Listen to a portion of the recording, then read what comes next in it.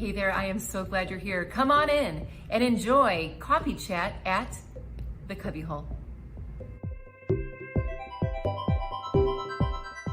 Okay, you might be thinking, coffee sounds fun, but girl, what is the Cubby Hole? The Cubby Hole was a divine little nudge on my heart, if you will, to build the space in our basement, in our home, where our friends and family could come and receive encouragement and love. And that's exactly what we've been doing.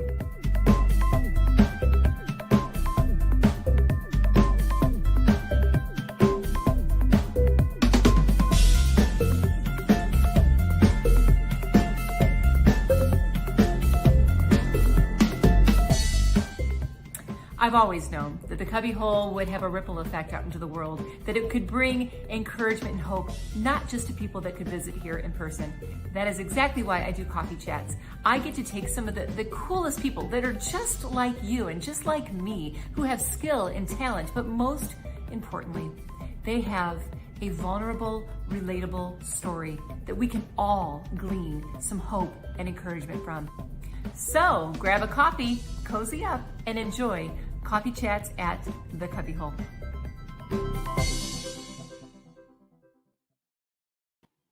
Well, hey everybody, how are you on this Friday? I hope this day finds you well. I'm so excited to have all of you with us, whether you're here live or you're watching us in the replay. Super excited about today's coffee chat. I have my incredibly talented friend, Daren Streblow, who is going to be joining us. We're going to be talking about all sorts of things. We had a long conversation yesterday and we narrowed it down to a couple things that we want to share. We're going to talk about comedy and some other really relatable topics. So I can't wait to get into that. Before I bring them on, I just have to say, yeah, the Cubby Hole Coffee Chat set looks a little bit different. As a lot of you may know, if you've been here live, right behind me here is our stage where we do a lot of live shows for people in our community, our friends and family. And usually this wall is just filled with comedians, my friends, people from the Christian Comedy Association. It's filled with their headshots. Well, we are having a Halloween party, my daughters are, this Saturday, and they wanted to decorate. And I came downstairs and there was cobwebs all over everything. So if you're watching this in the replay, you could be watching this next July. I don't know.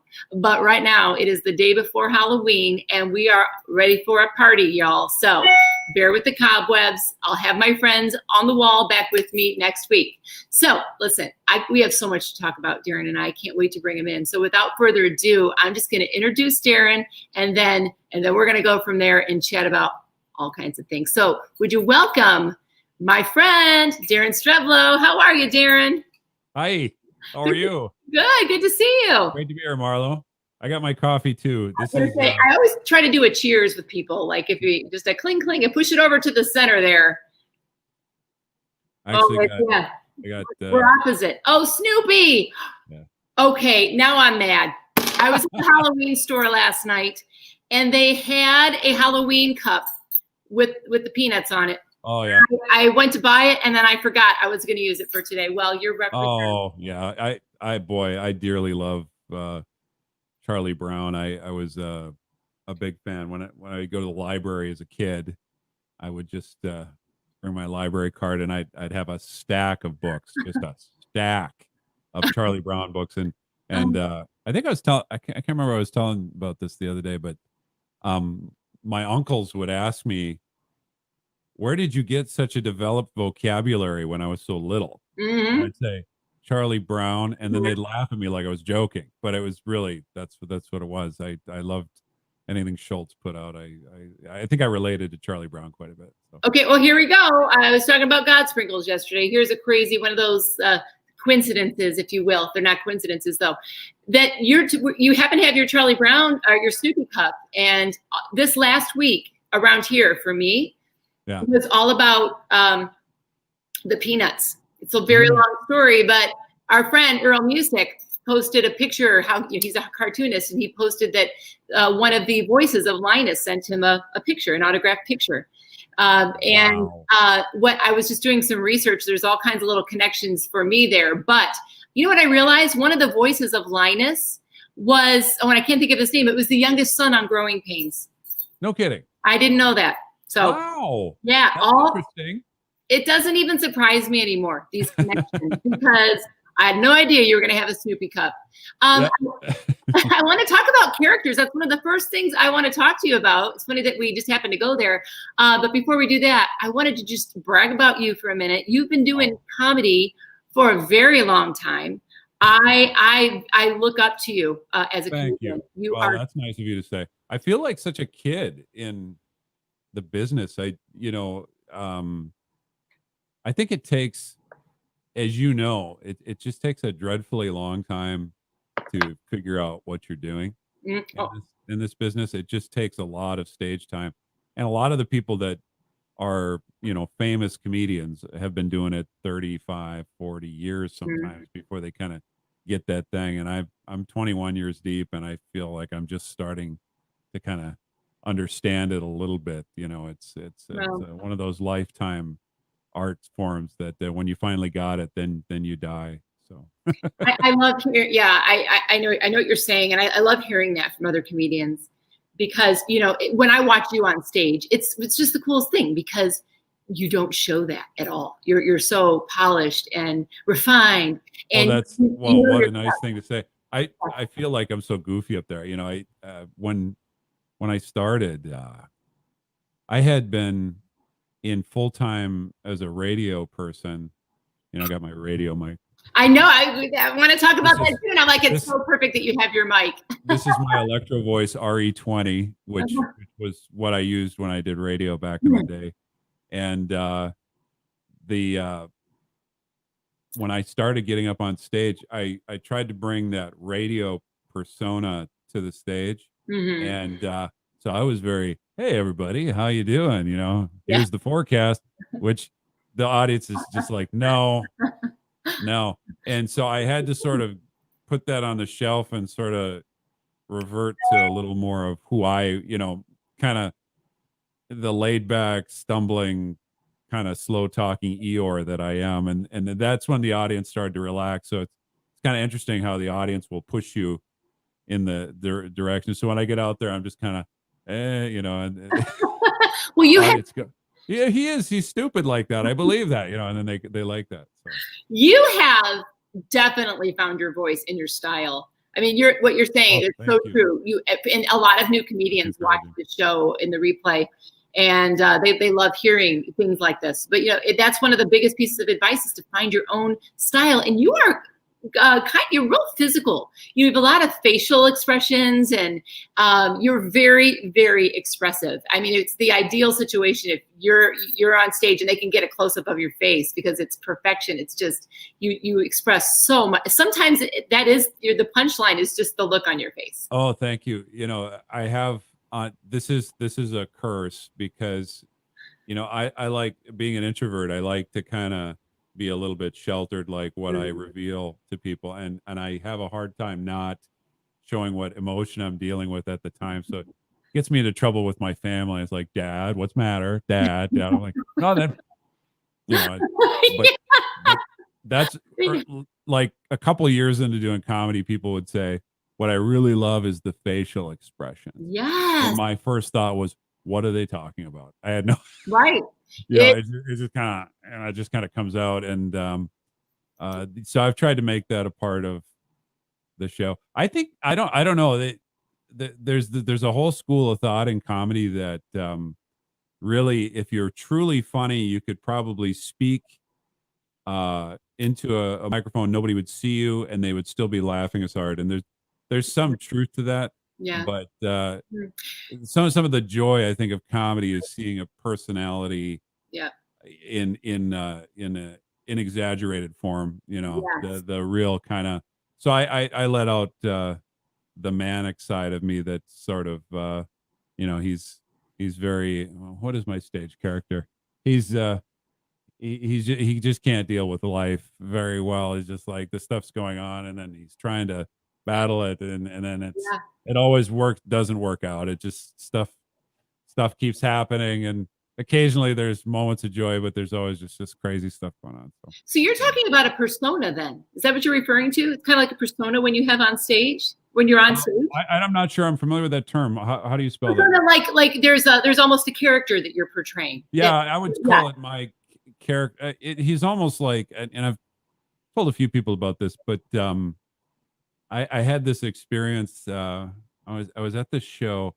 I was I was touring with a musician, and I was late to the show because my flight came in and it was iced over in Detroit.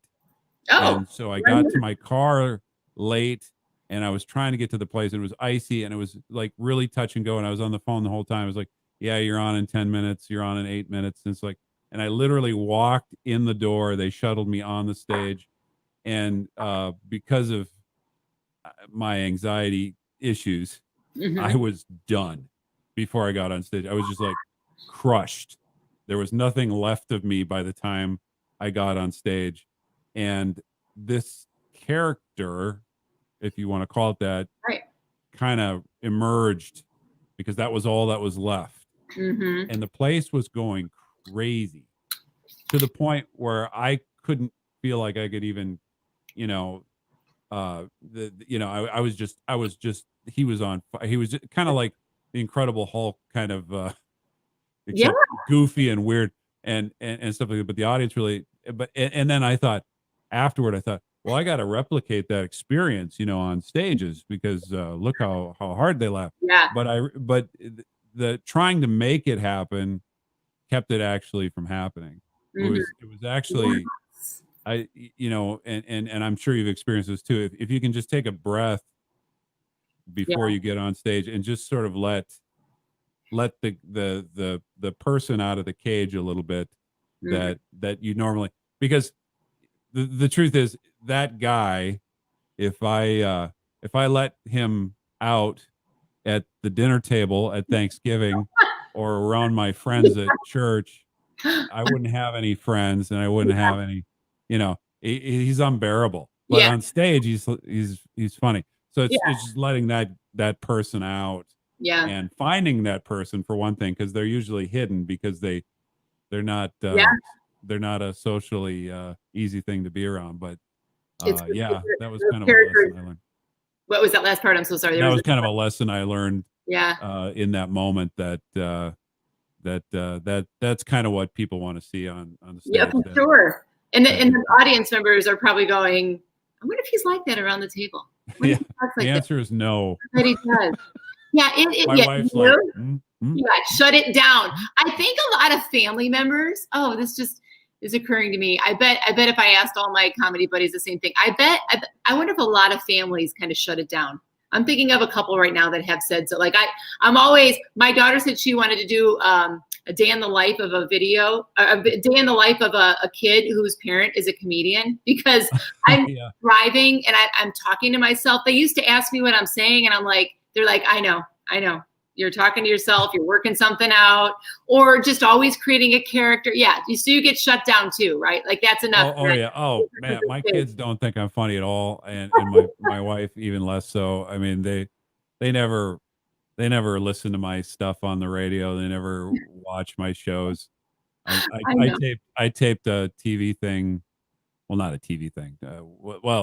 My last thing I taped, they haven't even seen it. Yeah. They don't care. And in a sense, that's like, that's got to be hard. Actually, it's kind of nice. It's just, here's my inner group of people, and they just like being around me. It's just right. And I'm dad to the boys, and people come up to them, and I'm sure they come up to your kids as well. I bet it's just a laugh a minute around the house, and they're just I know. No, it's not. It's not. And I know they're thinking when I'm yelling at them about their rooms or whatever, we have teenagers, whatever I'm, fussing about. They're like, okay, you're not very funny, but you know what? Maybe that's the way it's supposed to be. I think it is. My kids are really funny themselves. So my wife and I just sit back and laugh at them the whole time. They're just very funny. People and good senses of humor, and probably so funny they'll probably never get on stage because they just they didn't want to follow this path. Yeah, maybe not. I have a budding comedian. I tell her all the time, our youngest, she is gifted. She has this natural wit, but maybe. But what my kids realize, probably yours too, is that, well, I don't really ground my kids anymore. I just get out a pen and paper and they're like, oh, you are writing this down, aren't you? My husband does the same thing. I'm like, yeah. And one day when we're suddenly not here, they're going to go, she has all those videos. She did all that stuff. Wow, look at these interviews. I didn't know it, but that's okay. We're mom and your dad, and that's the way it is now. I've been trying to take some of these experiences and talk about it. Like last time I was on stage, I was talking about my 17-year-old who I was just like, I felt invisible to him. He's real quiet and never get to talk. I'm always trying to kind of, how you doing, buddy? And, and he's great. But I was in Mississippi, which was about 1,400 miles from here. And I got a text or a call from him. And I thought, oh, it's him. Like, hey, buddy, how you doing? Can I have a ride? I'm like, I'm in Mississippi. I'm 1,400 miles away. Is that a no? And I was home for like 3 days after that. And I get a text from him. So, how's it going in Mississippi, Dad? I'm like, I'm sitting in the living room with you, and just kind of wave at him, Can I have a ride? Yes. I don't want you driving in your condition, So you bring that stuff to the stage a little bit. It's fun. Yes. Parents are shaking their head right now. There's a moment where your kids don't even realize you're out of town. Like, what? And they just want to ride. Yeah. They don't care. Oh, yeah. You're home. I didn't know you were home. Yeah. It's been a week. Especially when you come back from being out of town, you have this, I have this ideal in my head that everybody's going to run slow motion down to the door and greet me. And it's like, yeah, same thing. Yeah. Where were you? We've missed you so much. I have a newfound appreciation for you. And it's like, oh, you're back. I need a ride. Yeah. Do you have $20?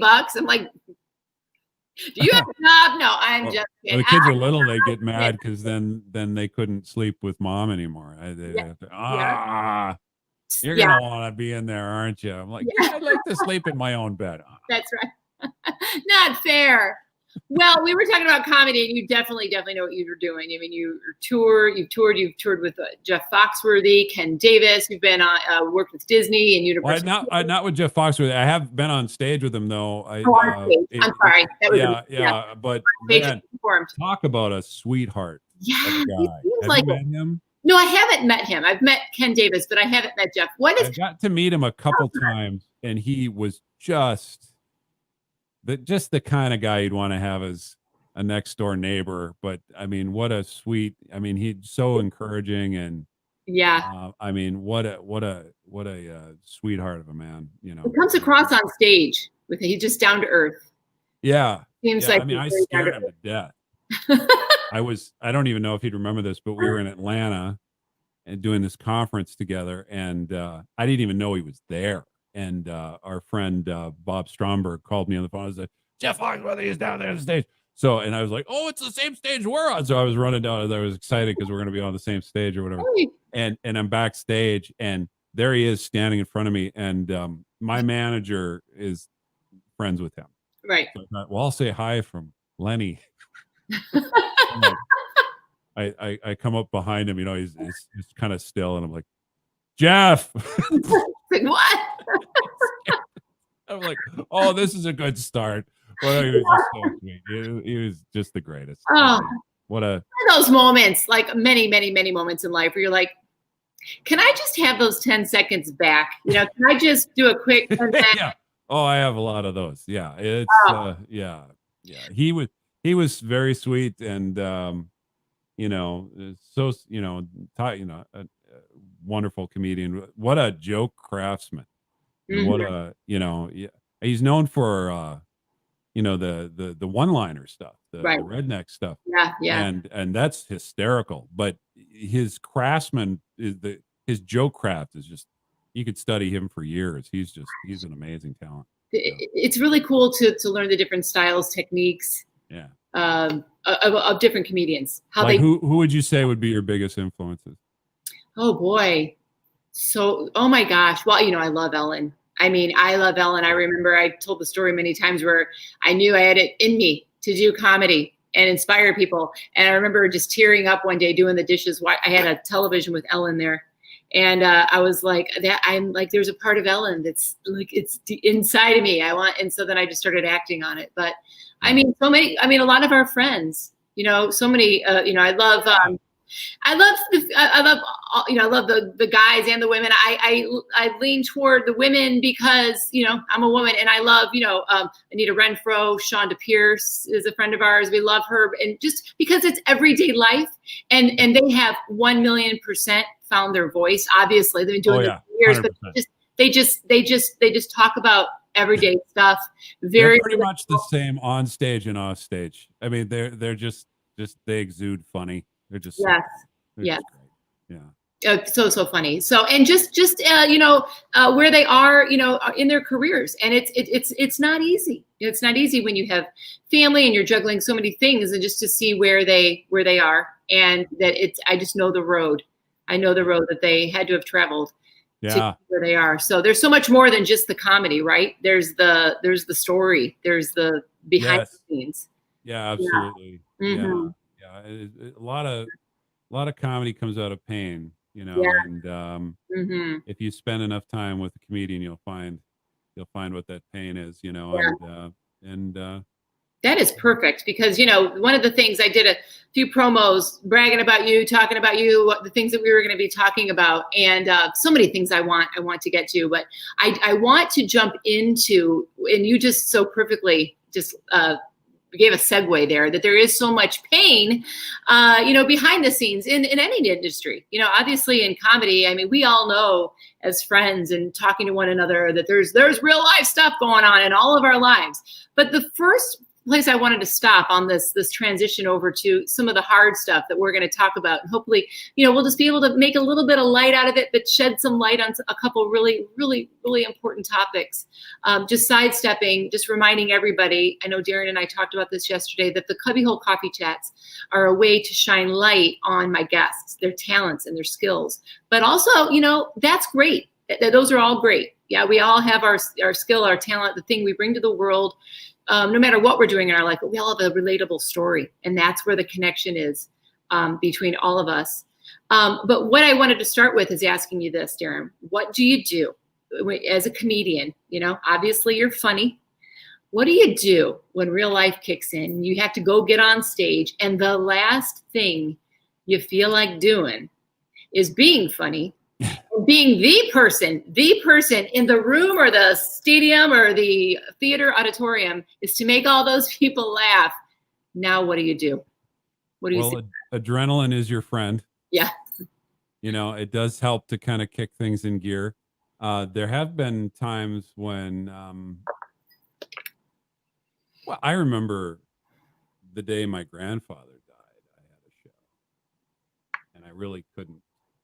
I heard about it, and oh, wow. My dad called me and let me know, and I was very sad, and I kind of, it was all set. I hadn't really processed it totally, but I was at the show, and they introduced me, and I was up there, and as I was kind of using muscle memory and doing the show, people were laughing just hysterically, and I was looking at everybody, and I just kind of had a slow motion moment in my mind. I thought, I don't have to feel really happy to make people laugh, and it was kind of freeing, thinking, they have no idea what just happened.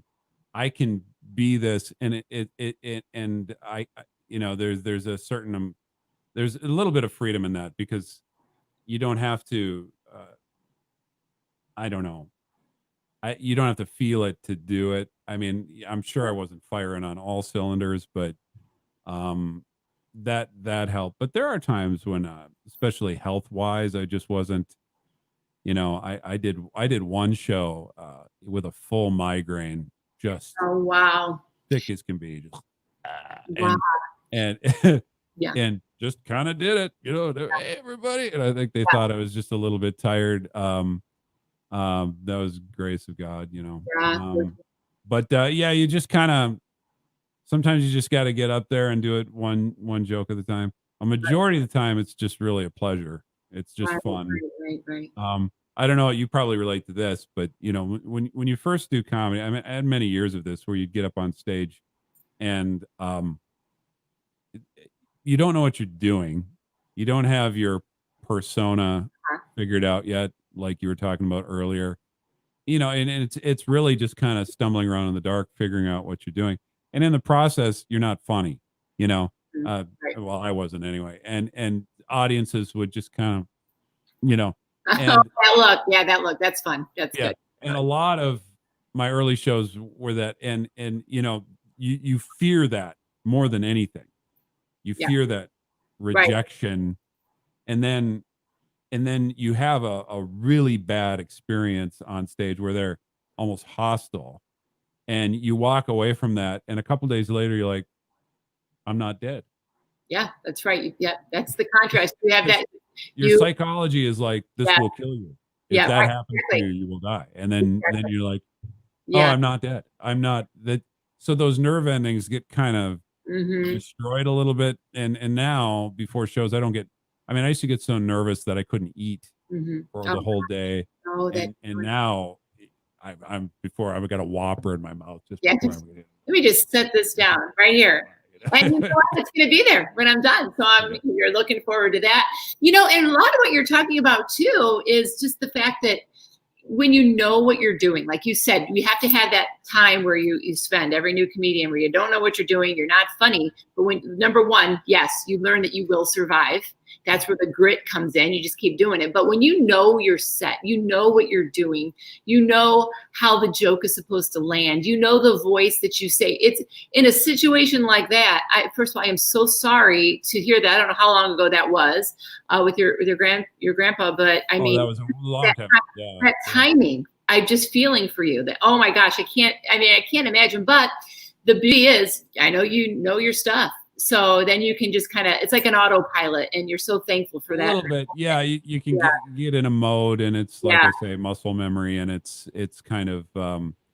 But every show's different. Every time you walk into a crowd. Now, lately with COVID, the few shows that I've done post COVID, the audience is actually alarmed when they sit down because all the way to the show, they're thinking about COVID. They've got the masks on. Am I doing it right? This is COVID, COVID, COVID, COVID, COVID. Okay, now I'm supposed to laugh. So you have to Right. address that Right. in the beginning, like that palpable sort of feeling in the air. Right. And you know, it's if you can get past that and kind of address it, uh, then everyone can kind of relax. But you know, that's where the audience is at right now. They're Right. dealing with this thing, and they're you know they might not laugh as hard. They might laugh harder. They might be just like you know they're just giving there's you know and afterward what I hear from people is like, oh, we needed this so badly, you know, because it's just an escape. But I was just going to say, it, all these shows coming up after all this hopefully one day is gone. Is this there's going to be so much pent up laughter? You know, yeah, it's going to be a great thing. Right I now, just it's not the greatest time to be a comedian or a speaker because you know we're yeah sitting, we're talking to our families and we're talking to the mirror and we're talking to ourselves. But you know, it's going yes. to be pent up laughter. People are ready. Sounds like you're doing some shows though. That's awesome. Just a few, and Yeah. I've really loved them. But you know, it just reminds me like you got to kind of take each. You can't be really on autopilot. You really have to engage the audience where they're at, what they're doing, how they're feeling, and you need to care about them. And you know that which goes without saying, but Yeah. it's you know it's very important to sort of somehow engage that way, Yeah. and it's For still sure. something I'm learning actually. Well, you also, I mean, you've had such an imagination your entire life. It's no wonder that you're in a creative industry. Just wanted to talk real quick before I want to jump into the other stuff too. But I also can't help but mention that you loved superheroes when you were little. I did. Why were they so important to you? You know, I've never had been asked that actually. That's my goal, is to ask questions you might have not have been I asked. think you know one of the. I think I fell in love with Spider-Man because of the electric company. Mhm. I'm almost 50, and back when I was a kid, Spider-Man would show up on PBS, Mm-hmm. and he wouldn't talk. He'd have little bubbles where you could read what he was saying. So I'd scream for my mother to come running in the room, and she'd, read Spider-Man for me and stuff. But I think he was sort of, I thought he was special Mm-hmm. because he had these interesting powers, and he used those interesting things to help people. And I thought that was so that just sort of captured the hero thing, kind of, with a lot of people. It just kind of captured my imagination. So every time there was art in school, I was always, then the guy, one of the kids that was on Sound of Music, can't remember his name, even his character's name, but he starred as Spider-Man in the 70s. There was a live TV show, Spider-Man, Oh, okay. and I got to see it, and I was just, it Oh, was gosh. probably they had no special effects back then, but I was just hook, line, and sinker. I thought that was the greatest thing in the world. So every time in school, so draw a picture, be creative. It was always Spider-Man falling from a building and webbing something. And I thought I was Spider-Man at one point. I would don a costume and climb up on my neighbor's roof, which Oh my they, strangely enough, did not appreciate. I don't know why. I mean, don't they get who you are? You're Spider-Man. I'm Spider-Man. I don't even. Or I'd jump in front of traffic and stop cars, thinking that I could do that. And so I was taking my imagination into dangerous places. But Yeah. I did love it. I collected comic books when I got older. I like it not as much as I'm looking at a stack. My mom just gave me a stack of comic books. There's just this big musty stack of comic books when I was a kid. It's I don't want this in my house anymore. you get they're not worth anything because they've been the stuffed memory in a box. But yeah, it's the I memory. did love them. Yeah, They're just piling out here. I'm going to be doing the same thing with my kids. So I love that. There's something there though. There's something I'm feeling like there's something there with you liking superheroes. And I don't know, because we also had lots of conversations yesterday. It was so fun spending so much time just catching up and talking.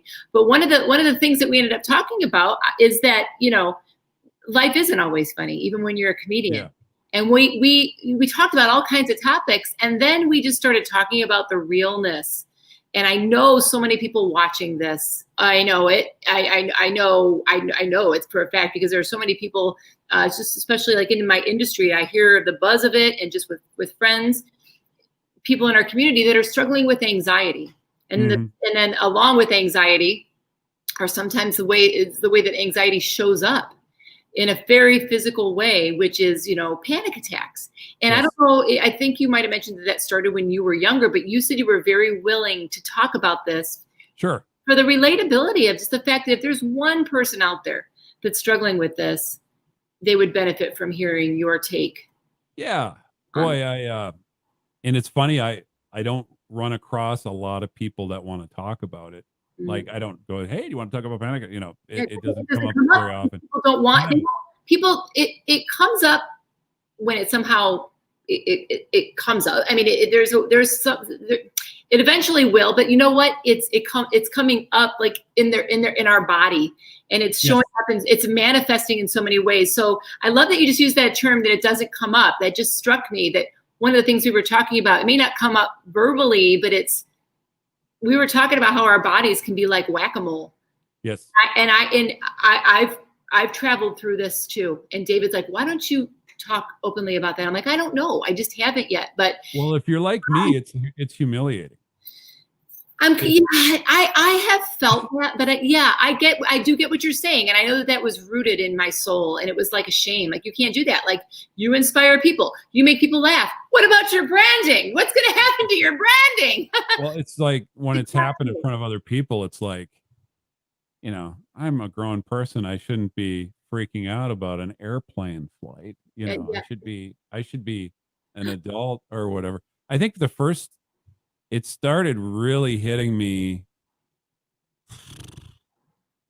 Boy, I would have them occasionally. I remember and what it would be was like the deep breathing and head between the knees sort of stuff, I'd get a shot or something that was just a tiny bit invasive, and I would just boom, I would just go Mhm. down.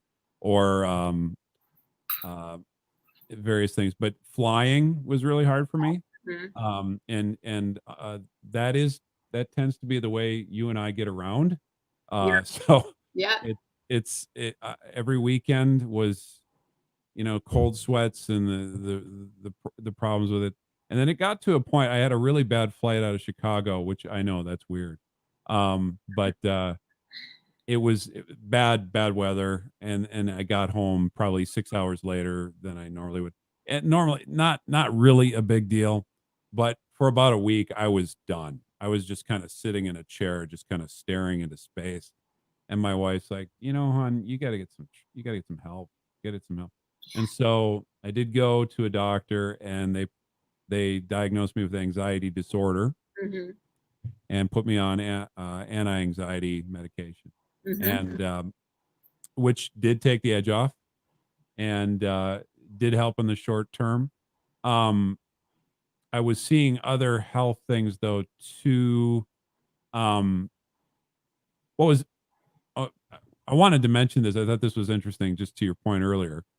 Um, After I'd been on this medication for a while, I was asked to do a conference, and I think it was a ladies' conference somewhere in Wisconsin, and really a fun event. And they said, we want you to do comedy in front of the group, but we also want you to do like a workshop.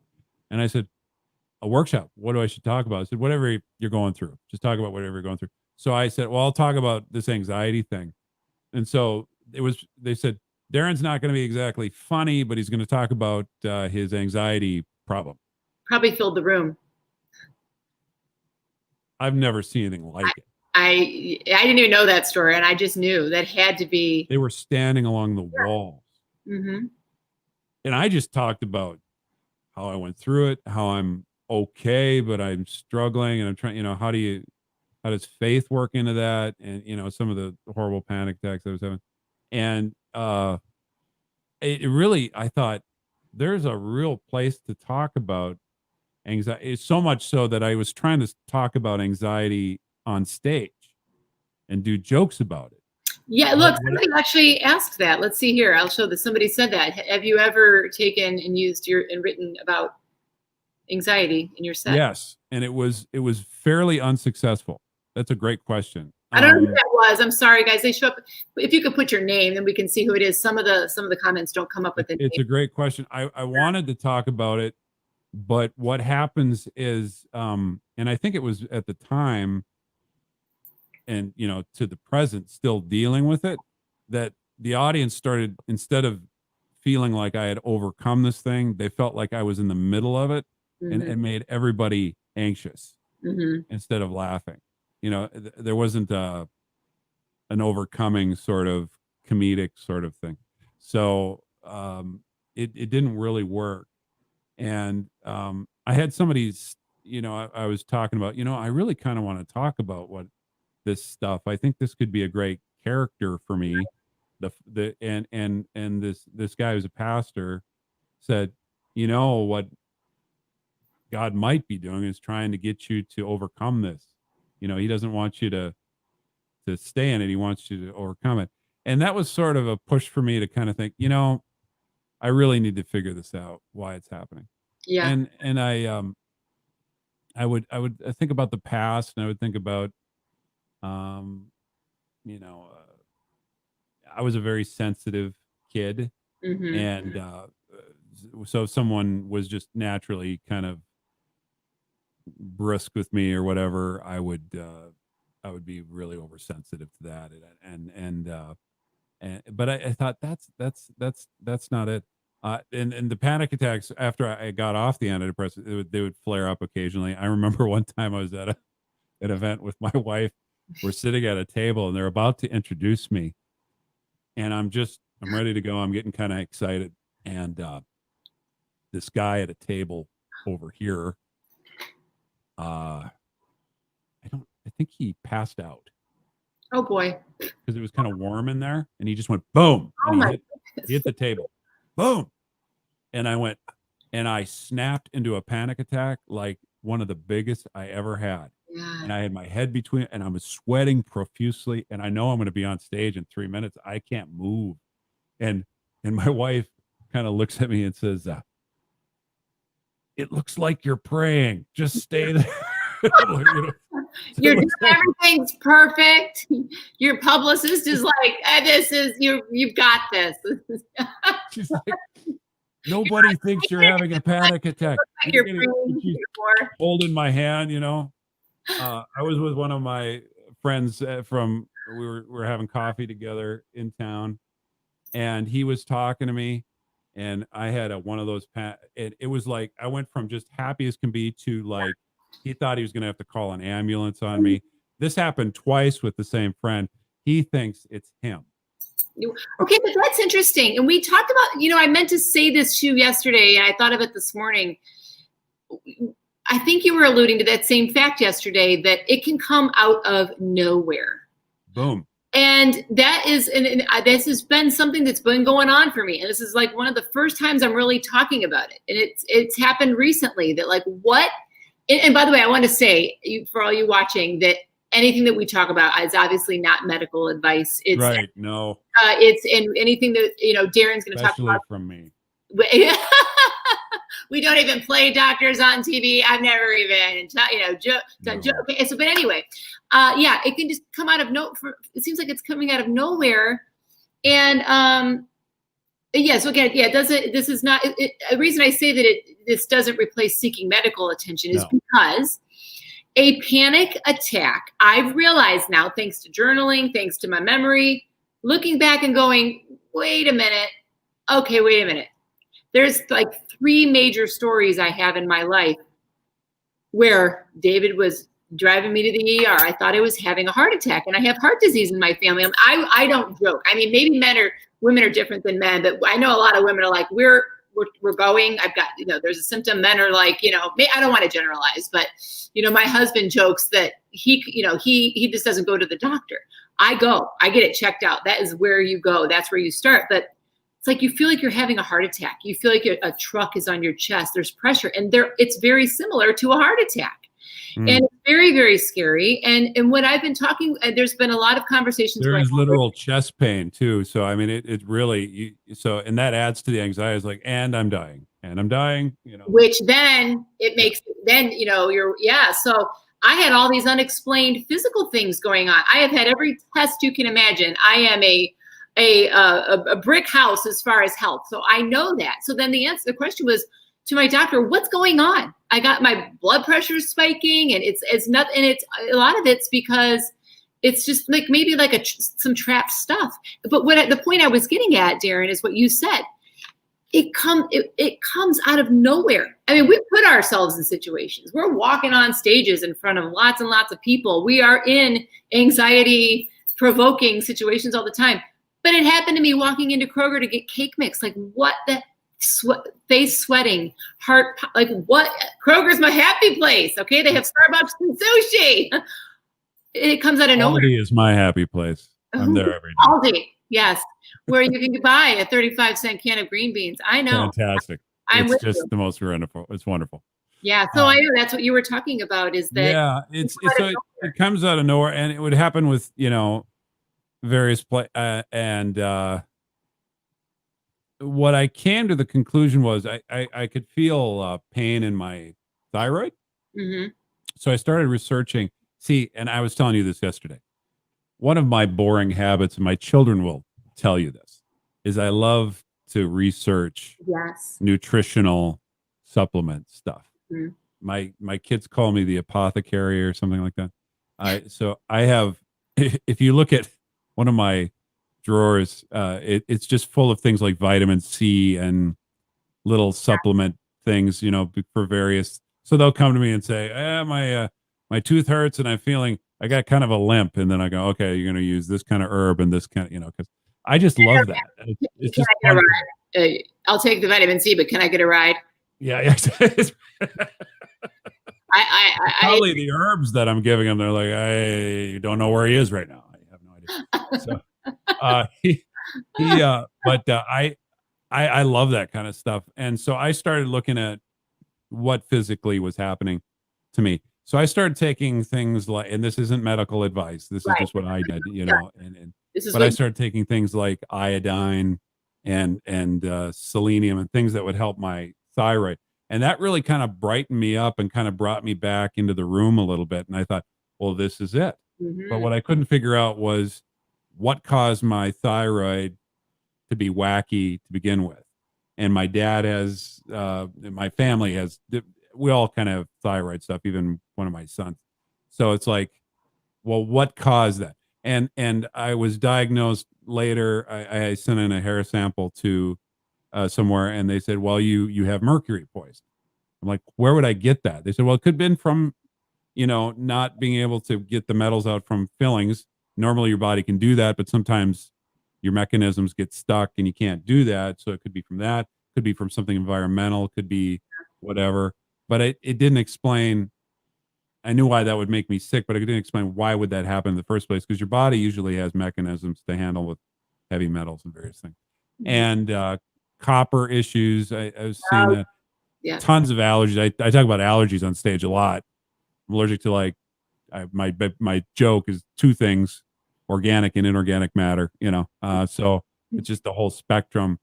But it never explained why the allergies. So now, uh, what I've been reading, and this is not medical advice, but this is the We, direction I've been going, yeah, this is not is medical advice. Yes. yeah, it's not medical advice, but this is worth looking at. Right. That's the point. That's the point. Is there's hope out there. And this is be worth walking through with a doctor. And if the doctor's unwilling to look at, it might be worth looking at another doctor that's a little more sympathetic to this nutritional ideas, Right. because it really helped me. The uh, there's a lot of doctors now talking about um, thiamine, vitamin B1.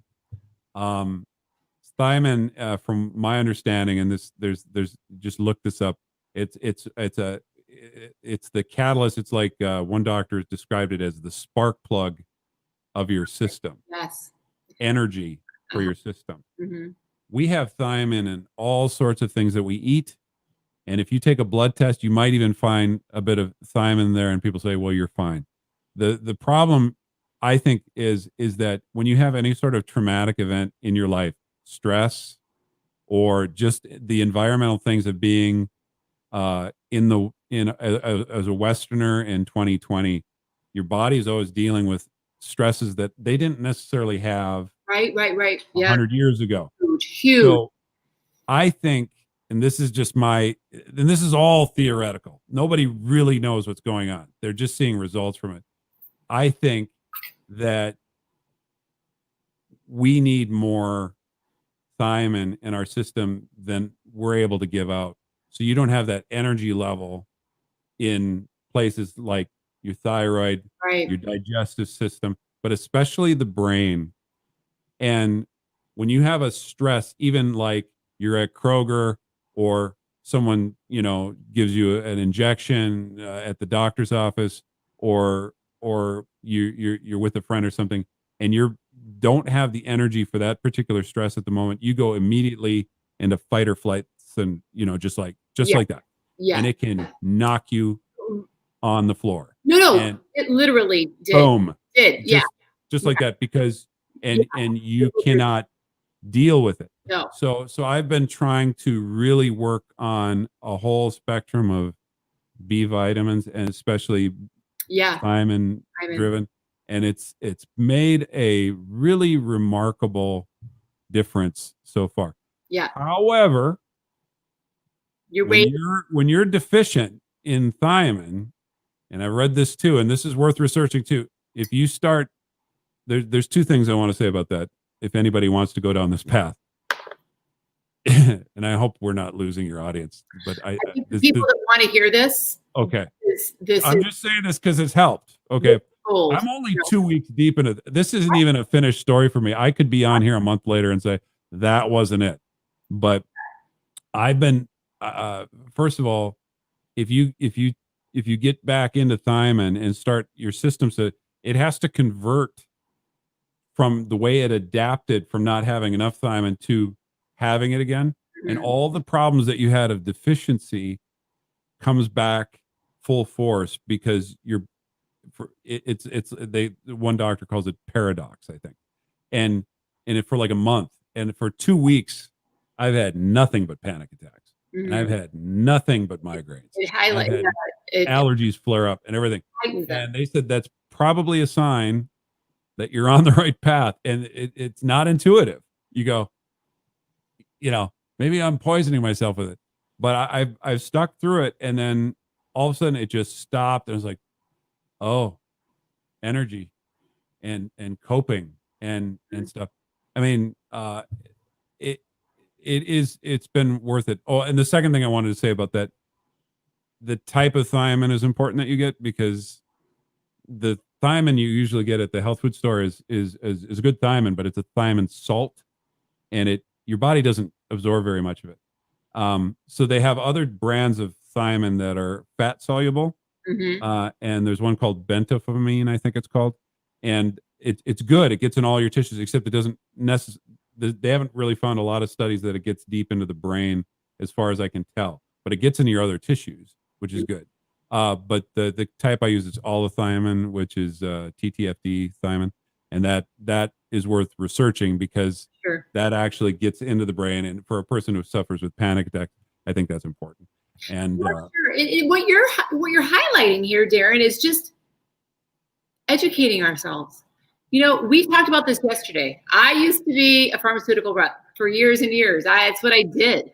And we would kind of look at, we would just kind of tout the holistic industry, like, oh, they're, woo, woo, woo, okay. But we were selling pharmaceutical. But look, I'm a fan of pharmaceutical.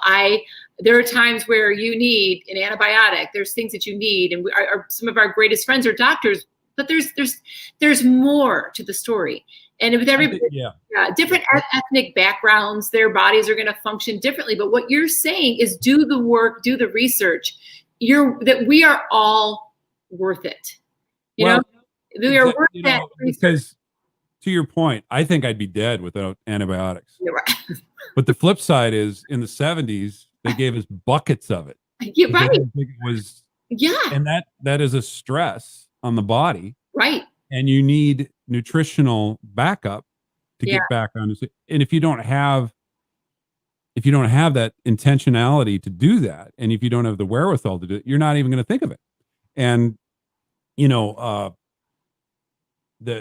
live in a day and age where if you have horrible feelings, you can get pharmaceuticals for that, and there's wonderful things about that saves lives. 1,000,000%, yes. On the flip side, that kind of convenience, and I mean it's more than convenience. Don't get me wrong here. It's life saving in some cases. Yeah. But being able to reach for that, what it does is it puts a Band-Aid on sometimes what is a deeper problem, and that's not always nutrition. It's not, sometimes not everything is nutrition. But if that's it's worth it. Yes. To dig into that, because it's not super expensive, and you'll feel so much better. Yes. And you'll be able to heal on a level that you wouldn't be able to by just putting a Band-Aid on it and keeping it from going.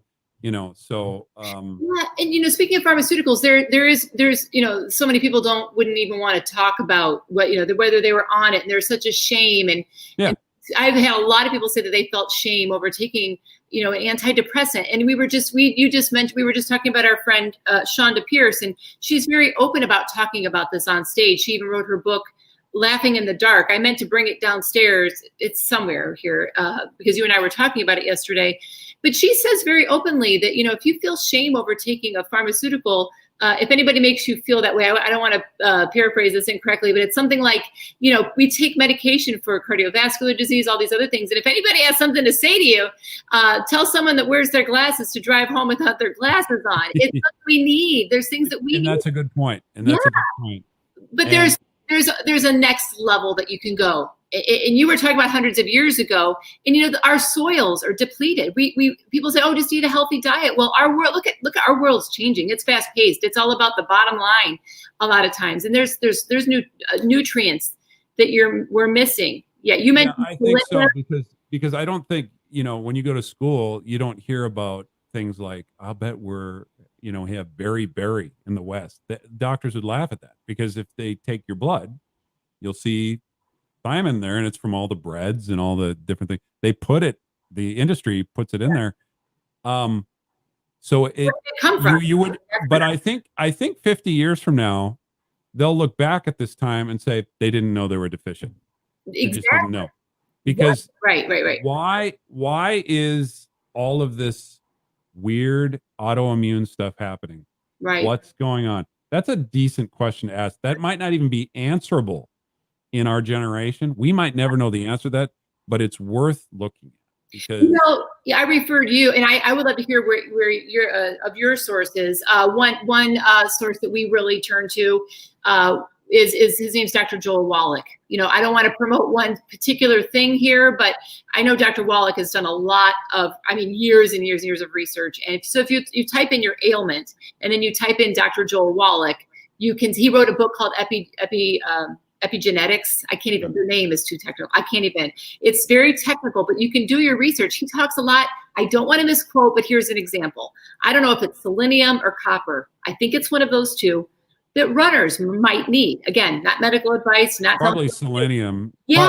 Yeah. It affects runners that end up having certain situations that it's medical, but it might have been able to been curbed with, again, I'm trying to be careful with my verbiage, but there's a lot out there. And if we're taxing our bodies, we're not giving ourselves, we know we're not getting the nutrients that we need in our everyday life, right? Right. And sometimes, genetically, you need a little more than the average person to get caught up. Like, I think my B vitamins have been very low. And as I've kind of replenished those, I've had some better feelings. But like I said, I'm in the middle of this, and I have been for a long time. I've had crazy panic attacks at different times. I've never had one on stage, and I think that might be adrenaline. I don't know, but because if you have enough adrenaline, you're already in fight mode, and you're able to kind of do what you do. But I remember one time I was talking to a buddy of mine. He was having a medical procedure done, and they thought he was numb, and he wasn't. And they cut him, and he was taught. He just said, and I felt the first cut. He said that to me, and I went down, boom, just like that. Just empathy, panic attack. Gosh. I guess it's and it's living in terror. Right.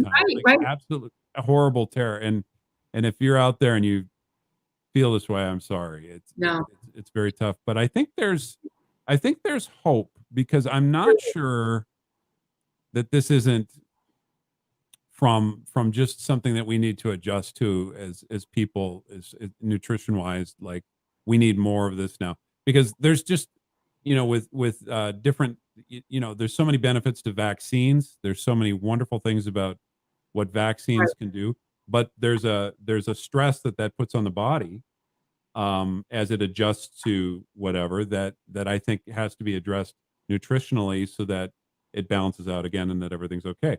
And so really kind of looking at, well, how can I, nourish my body with some just everyday, a trip to the health food store, getting, and doing the research. And it's, for most people, it's super boring, and I get that, but I think it's worth seeing what's working for people, trying it. And then as a family, we've really benefited just from everyday things like vitamin D and vitamin K and magnesium and things that that's my word for the year, magnesium. That was the latest thing I learned about back issues. Like, it's like, what, magnesium? Oh my God. I didn't realize it's so, and there's so much to look at. You guys seriously love on yourself. Do the research. Start with the physical. Get because I'll tell you, when something happened recently, I don't know if I had my physical, but there was just this question, like, you start feeling really bad, and it came out of nowhere, and it's like, wait a minute, heart disease. And then it gets worse. Then you're like, am I having? So when you're doing okay, that's one step that can help lessen a panic attack if it does end up being anxiety. Right. Okay, right. Clinical health. Now I know that. The other thing I learned is simple enough: water. I'm not trying to be I just lost the word. Elementary about this. It's important. Water is so important. I have seen a connection that when I felt this heart racing feeling, certain symptoms, that I was dehydrated. And then that dehydration, it's like an escalation. Then you start feeling a certain way, and then it kind of goes from there. That can possibly contribute. And then exercise too. I hadn't been exercising like I used to, and just getting that extra cortisol. There's so many pieces to the puzzle. There is so much to look at. But do the research. Just, do the research and ask the questions. There's a lot of holistic practitioners out there that can help steer you in the right direction. Absolutely. And again, it's different for every person, because, there's not a one size fits all to panic attacks. There's not a one size fits all to heart disease, really. I mean, that same doctor you were talking about, I saw one of his videos. Dr. Wallace had a remarkable success with giving things like selenium to heart patients and stuff like that, where it's taken away issues and things. If you can do that, why wouldn't you? Why wouldn't you introduce yourself to that kind of thing? And it's a trial and error, but it's well worth it. Look, I'm not going to be the one to try to paraphrase it, but like you just said, his videos are so good. If you watch his videos, he talks a lot about athletes that have these suddenly fatal situations. And he just tells his theory, and it's worth listening to. Because, and again, why not? I mean, somebody out there is going to stumble on this. Yeah. And the rest of them are going to call him a quack. Right. And in the end, it's like, well, yeah. I mean, when you have these mystery things going on, it's worth, look, I wonder if it's this. I wonder if it's right. That. I think so. It's definitely worth checking out. Oh, darn it. Oh, I just lost my thought again. You said we were talking about selenium, but yeah, there's so many different things. We are huge advocates of selenium around here, and supplementing whenever we can. But it's a good liver cleanser too, and it's and it's good for your liver. It's an antioxidant, I believe. Don't quote me on that. Wait, what is a liver cleanse? It helps with cleansing the liver. There's many things that help with the liver, like milk thistle, NAC, different things that Yeah, find somebody that knows what you're doing, and they can guide you. They can guide. Preferably a comedian that tells jokes for a living. Find someone like that and get a prescription. Yeah, definitely listen. What you want to do is you want to start listening to the comedian and the woman that's got the cobwebs behind her. I mean, this is totally like first-hand knowledgeable. Great information right here from the cubby hole. We are worth it. We are worth it. Let's see. A lot of people are commenting here. Here's some of my girls. Jennifer O'Brien. Okay, now Jen. Yesterday I was talking to Daren on the phone, and I said, okay, Jen O'Brien and I have said officially that we want you, Daren, as our adopted brother. We just calling it out, right, Jen? That's nice. My sisters would say to you, "You can have him." So, all right. Well, we see, Jen. There's an opening. We're gonna grab that opening. Take him away. June Colson, who is my guest for next week. I can't wait. I cannot wait. She said she's definitely been blessed by this conversation. Oh, wonderful. Yes. And Rhonda Corey, I've had so many conversations with friends, like these close girlfriends of mine, where we're just talking about things like this, our stories. Are y'all comedians or counselors? Well, I can officially say I border. You're both, aren't you? The coaching side. Yeah. And speaking of that, Rhonda Corey is here too. She said, this is so good. Hey. I love you, ladies. Jen was just reaffirming there that yes, nutrition is so important. Yeah, we were talking about this too. And from the coaching aspect of things, we got into this. I was sharing some things that it's all over my practice and the workshops. And, I was saying to you, it's hard when I put something out on Facebook to say, are you struggling with, and people like, I don't even know. I don't want to talk about it. But when women come to workshops or we get in a one-on-one impromptu conversation, it's like you can see the floodgates open, and you can see there are so many people that are struggling with anxiety and panic attacks. And you know what it is, Daren? This is one thing. When I left recently, I went in because I ended up sitting, like you just said, it bring you to the floor. I ended up sitting right there by the carts at the Kroger. And I'm like, what is happening? I just sold a couch to a beautiful Christian woman I just met in the parking lot. I met her, sold the couch. It was a great thing. I sold my couch. She was happy. We connected. I was walking in to get cake mix, and then bam, like there's nothing wrong. I'm like, what's going on? Brought me literally to the ground. I sat there and I'm like, what? Literally, I mean, that's not it sounds like we're exaggerating. If you don't, you're on the floor. You're on your head between, sweating profusely. Right. Like trying to explain to people, give me a minute. Okay. It's I told you. Years of that. That's and you're like, what's going on? I told you once it happened to me in IKEA, and we were joking, like, of course you're gonna have a panic attack in IKEA. Like storage container opportunities. I probably just like over hyperventilated a little bit. That's woo! Gotta breathe. Oh, the meatballs and the ice cream cones, the Cinnabons. It's like IKEA's my jam. So I was probably a little excited. That one doesn't count. But after that happened at Kroger, I went in and I got thoroughly checked out. And I went and had a test done, and I left and I was in tears. And my husband's like, babe, why are you crying? Why are you crying? Everything checked out. I'm like, I know. And I'm thankful for that. But what the heck? This is scary. Yeah. There is every test that came back and they said, you are textbook. And I'm like, thank you. I'm going to add that to my resume. Stress test, EKG, I'm textbook, but what the heck? Mm-hmm. And so the reason I'm saying that is, we all go through stuff in our life, right, Daren? We were kind of just alluding to this briefly yesterday. I talked to a ton of people like this in my coaching practice and workshops. There's so much. It can also be something, and I referred to this phrase on the way home. I said to my husband, I was half teary-eyed. I'm like, maybe it's trapped trauma. And then our conversation went on, and he went, what was that phrase you used? I said, I don't know. Maybe it's trapped trauma. And it's not like, we all have stuff in our life. Every single person, you can't say you don't, we do. And and that's what happens, when I'm talking with women or workshops or one-on-one, is we start digging into the stories, and and I realized, and I'm sure you'll agree, a lot of people listening will agree, your body becomes like whack-a-mole.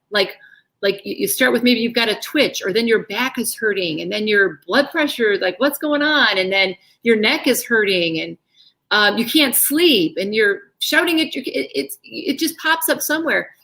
One of our kids said to me, one of the older kids, I was telling her the story, like, what the heck? She's like, I know, you've always been healthy.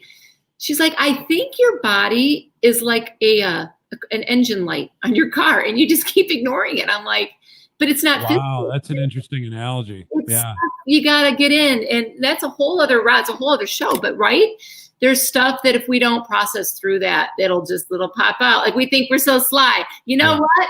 I'm a comedian. I'm going to go on stage. I'm going to tell some jokes. I've totally got this. And then boom, your body's like, no, you don't. Yeah. Your mind, your soul. It's all. That's what we're talking about. It's hard too, because I grew up in the church. And, I felt like I always had a relationship with God since I was little, but I really didn't understand things like repentance. Mm-hmm. And the kind of the outward manifestations of being a Christian, you start turning from things. I probably wasn't until I was, well married and into my later in life that I was like, oh, I get it. However, and started really focusing on turning to Christ for forgiveness and, turning around and different things. Mm-hmm. But in the process of that, when you're going through panic attacks, you think, well, if I were truly right with God, this wouldn't be happening. I wouldn't be terrified. And Right. I found a great deal of help from my relationship with God in the midst of panic attacks. Mm-hmm. And I have found some relief in some cases from it. However, if it's something, and it's not always nutrition, I don't want to beat a dead horse. Right. But if it is, perhaps right. the reason that you and I are going through this, or anybody else is going through this, and you find that it's something nutritional that helps you, imagine the help you can give other people going through this horrible thing, being able to come up and say, I've been there, I've done this. This is something you should try that was really going to help you. And that's something that Sean is doing with her books and various things, just giving people permission to acknowledge there's an issue and get help. That's huge. That's huge. And I told you, she called me years when the first time I was doing a show after going on antidepressant, or anti-anxiety, she called me to say, you're going to be funny. It's going to be fun. She just did a pep talk with me. She's encouraging. You have no idea what that meant to me. That was just got me really, really helped me at the time. But I hope that anyone who's suffering from this will take a little time to do some research. We are so what a benefit that you can. I mean, it's terrifying too if you have panic attacks to type in your symptoms into a search engine and read what it could be. That'll put you on the floor sometimes. It's right. I'm dying. Because that's hard. But if you type like panic attacks and thiamine, you will find a lot of stuff, and you'll find not only theories and practice that doctors go through, but you'll find testimonials of people that go, yeah, that worked, or that didn't work, or this is what you can look for. So, take advantage of that. It's very, very helpful. And, bless you, my friend, as you walk through this. It's a tough road. Yeah, it's something that you definitely have to figure out. But what I just love right here, and that's what Coffee Chats are about, is bringing inspiration and hope. And I'm just hanging on that word hope right now, because for people that are watching, that's the word, that's the buzzword that I'm feeling with this conversation, is that there is so much hope. You can look things up. You can learn about you. You don't have to suffer with this. There are things out there. And you know what? I love that was my next question to you, is how did your faith get you through this? The scripture that was coming to mind is that we don't want to lean on our own understanding. That same thing. Like, I don't understand what's going on. I'm in Kroger. I don't understand what's going on. And I would say God has a plan in those times where I've been spiraling, have no grip on reality at that point, and all that's there is the shouting terror. He's been there saying, you're going to feel this. It's going to be okay. He's helped me through it. So it's been there. However, he's let me go through it. He's let me go through the hard stuff, and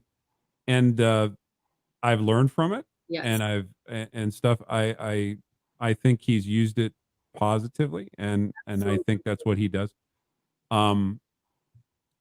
And I think he wants it to be overcome. Yeah. Oh, so sorry. I was going to say, I know Gordon was on, Jen, Rhonda, June. If anybody has a favorite scripture, if you know of a scripture that would go along with what we're talking about, panic attacks, anxiety, pop that in there. Don't feel like you have to, but if you do have something, pop it in there for encouragement and inspiration for others.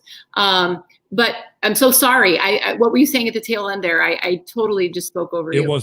I think I was finished. So. Okay. There's so much hope in it. And, like you were saying, there is a reason for it. And I'll tell you this, I've always, prided myself. Well, in the skill of the coaching, but the heart that I have for people, the absolute passion I have for coaching, speaking to groups about tough stuff and comedy. But that's what I felt in all this. I just felt this. I feel these little nudges. These little things that you can feel, you can't even, it's even hard to explain, that God was like, okay, you've walked through a lot of stuff, but I'm taking you to the next level because you love to help people. And this has taught me things at a deeper level that I can help people even more try to travel through on the other side of some of the stories. And there's so much more learning for all of us in whatever it is that we're journeying through. Daren, you have been such a blessing. I know we could go on and on. I know that because we talked for so long yesterday. It was like one story after the other.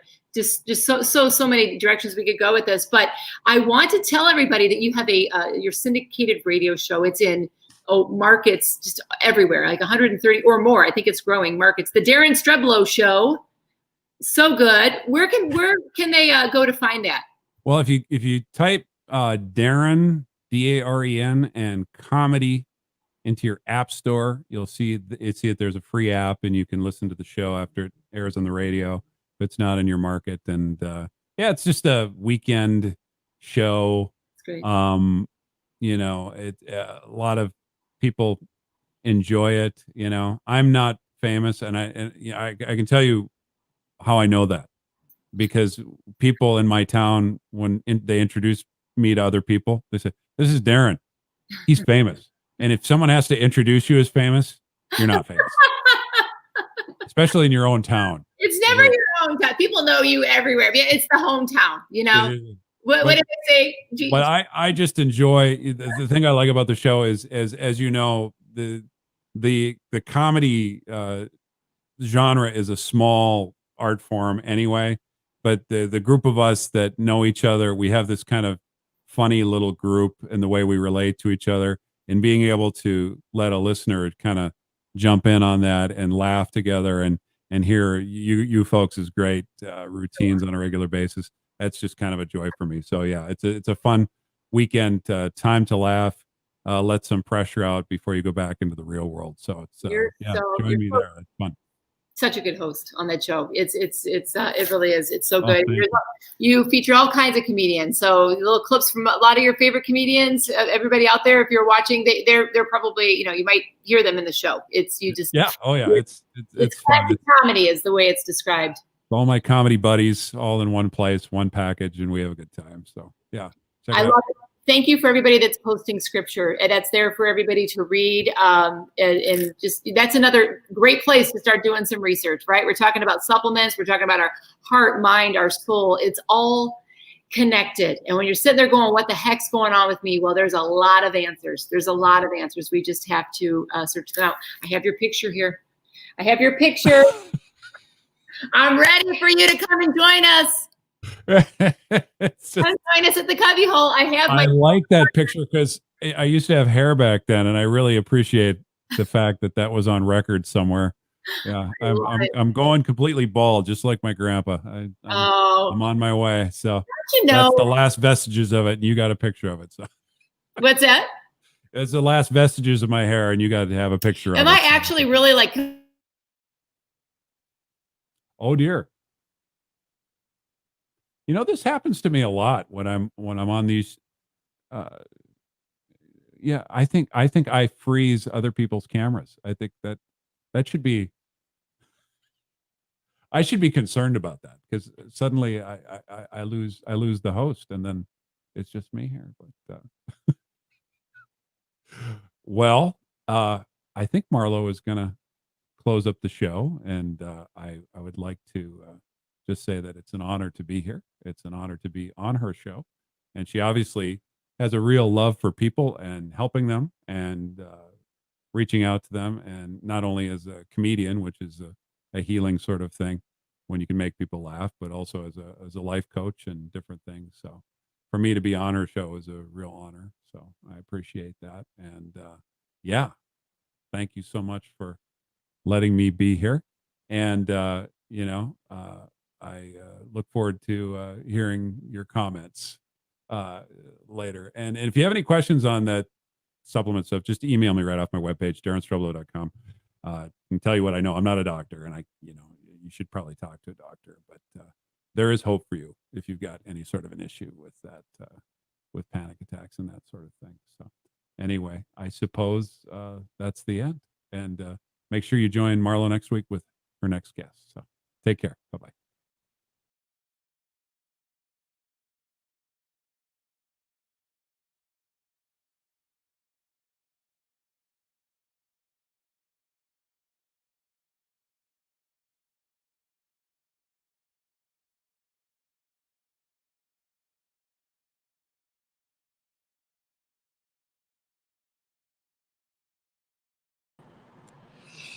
Okay, well, I think I'm back in. I don't even know. And where did Daren go? I think I lost him, but am I live? I think so.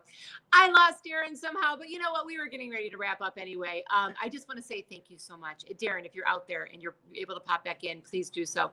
But I just wanted to say thank you so much to my guest, Daren Streblow. Do you see why I just adore him so much? And my friend Jen O'Brien and I, we want him. Oh, hold on. Here we are. I am going to remove. No, I can't do that. Oh, I am completely messing this up. Hold on. Okay. Well, anyway, my friend Jen O'Brien want to be his honorary sister. We want to be his honorary sister. So anyway, thank you so much for joining me, Daren. I don't know if you can see me here. I don't know if you can see me here, but he was amazing. I appreciate you so much for being so vulnerable and relatable, for sharing your truth and the opportunity and the hope to just seek out whatever you can seek out, to do the research, to see what you need to see for yourself, trusting in Jesus and all of this, that there is a story, there is a reason, and to lean not on our own understanding, but to just give yourself that what you're worth is to just seek out and know that it's, you know, so many people, we shame ourselves. We shame ourselves because we're thinking, was it something I'm doing? I should be ashamed of this. I can't tell people that I'm going through this. Maybe you're somebody that helps other people and you're like, no, even if it's like maybe being a comedian, maybe you're a mom and you're home with your kids, who knows what. But I was just overjoyed to talk with Daren yesterday. I was overjoyed to bring him to all of you today. It was truly an honor. And this is a whole different view of the cubbyhole that you all haven't seen. But you know what? That's what life is about, is seeing things from a different perspective. And whatever you're going through, I guarantee you, I know this, you're not alone. You're not alone. Thank you all for joining us. Thank you, Daren. And I can't wait until next week, where my beautiful friend, who I see is still on, the beautifully talented, award-winning comedian June Colson is going to be joining us. She just won the Clean Comedy Challenge, and she's pretty incredible. I was just able to spend some real quality time with her in Tennessee. So anyway, I will see you all next week. Thank you so much for joining. And don't forget, I love the idea of the cubbyhole. It's a place for laughter, light, and love, and a place to receive inspiration and hope. I pray that all of you have received that with us today. Okay, I'll talk to you all later. Bye.